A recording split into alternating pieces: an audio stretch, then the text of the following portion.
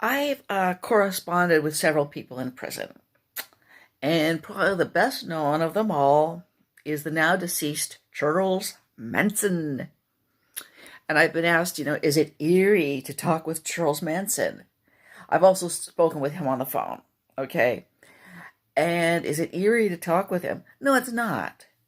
And the reason it's not eerie is because I wrote an essay entitled The Manson Myth, in which I try to take apart this entire idea that he was some sort of charismatic leader who convinced people of his paranoid ideology. And I actually, in that essay, I basically say that the Tate LaBianca horror, the horror of the Tate LaBianca murders, was the result of a series of drug-related fiascos and not of Manson's charisma or even his belief in any sort of idea that he was going to take over the world through some sort of racial Armageddon called Helter Skelter. Okay. Now, I mailed him the Manson Myth, and I wrote on the cover of it, the Manson Myth, because I wanted to make sure that he would read it. He read it.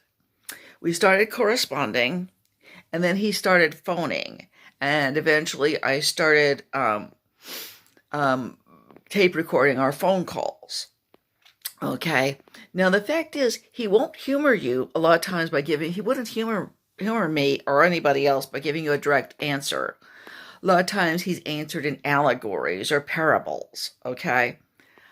But the fact is, it wasn't all that eerie talking to him because, quite simply, he has no special magic powers. He never did. Okay. And anyway, I hope that people will read the Manson Myth and my friendship with Charles Manson, and they might get a clearer idea of who this man really was, which was an unfortunate loser who spent almost the whole of his life in prison.